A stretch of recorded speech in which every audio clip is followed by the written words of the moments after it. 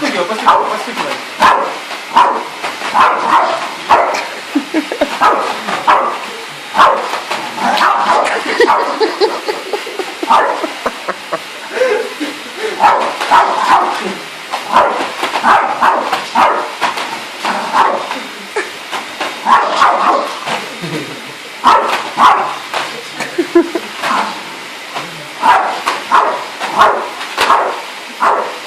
А мы это так вот, говорит, 2 гривни.